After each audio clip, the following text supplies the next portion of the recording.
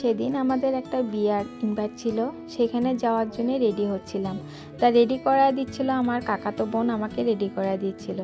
তা শাড়িটা আমি ওরকমভাবে পরতে পারি না, তার জন্য কাকাতো বোনটাকে বলেছিলাম যে আমাকে একটু রেডি করা দেওয়ার জন্যে।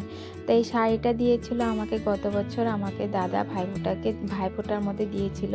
শাড়িটা কেমন লাগছে অবশ্যই জানাও। আগেও আমি পরেছিলাম, যদিও তোমাদের কাছে ওরকমভাবে শেয়ার করা হয়নি, কিন্তু আজকে তোমাদের কাছে পুরো লুকটা শেয়ার করলাম।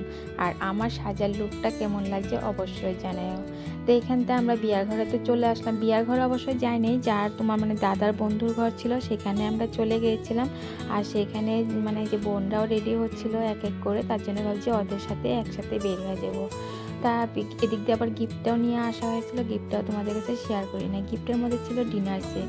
এদিক দিয়ে আমরা এক এক করে বিয়ার ঘরে চলে আসলাম। আসার পরে দেখি এদিকে বরযাত্রী পার্টি প্রায় চলে আসছে। এদিক দিয়ে আমরা ভাবছি কয়েকটা ভিডিও করে নিই। এদিক দিয়ে ভিডিও করতে করতে ফট করে মনে পড়ছে যার বিয়ে তাকে তো গিফট দেওয়া হয়নি, তো তাকে আগে গিফটটা দিয়ে আসি। তার জন্য এই যে আমরা এখন বিয়ার ঘরে এক এক করে ঢুকছিলাম। আর দেখো স্পেসটা ছোট, কিন্তু ওদের একটু প্রবলেম হয়ে গেছে, যদি ম্যানেজ করে নিয়েছে। কিন্তু সেই ফুর্তি করেছি, আনন্দ ফুর্তি সেই ফুর্তি হয়েছে, ভালো লাগছে যায়া। তারপরে এই যে এক এক করে ঢুকছিলাম, ঢুকার পরে এদিক দিয়ে পিছনে দেখো ছেলে। তারপরে যার জনখানে বসানো হয়েছে সেখানে তো আর এসে করা হয়নি, তার জন্য ভাবছিলাম যে তোমাদের কাছে ওরকমভাবে দেখানো হলো না। জুনখানে বসানো হয়েছিল মেয়েকে, ওকে ঘরে নেওয়া হয়েছিল, যেহেতু বরযাত্রী পার্টি চলে আসছে, তার জন্য তার আগে ঘরে নিয়ে আসা হয়েছিল। তো এদিক দিয়ে আমি ঘরের ভিতরে যাই মেয়েটাকে গিফট দিলাম।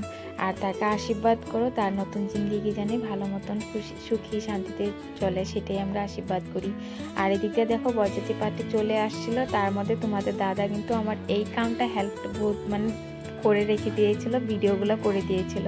এই ভিডিওগুলো কিন্তু আমি করিনি, তোমাদের দাদা আমাকে করে দিয়েছিল বলেই আজকে তোমাদের কাছে আমি শেয়ার করতে পারতেছি। নাহলে কিন্তু আমি যখন বরযাত্রী চলে আসছে তখন কিন্তু আমি ছিলাম না এখানে। তারপরে এই যে বরযাত্রী আসার পরে তো হই হল্লো আছেই, সেদিক দিয়ে বরযাত্রী পার্টিও চলে আসলো। আর ওদের জিন্দিগিও আজকের থেকে নতুন জিন্দিগি শুরু হয়ে যাবে, ঠিক না? তো আজকের মতন ভিডিওটা তাহলে এইটুকুই। সবাই ভালো থেকো, সুস্থ থেকো। আবার পরে দেখা হচ্ছে একটা নেক্সট ব্লগে। আর আমার বিয়ার ভিডিওটা তোমাদের কেমন লাগলো না লাগলো অবশ্যই জানাও। আর আমার সাজার লুকটা কেমন হয়েছিল সেটাও জানাও। আজকের মতন এইটুকুই, সবাই ভালো থেকো, বাই।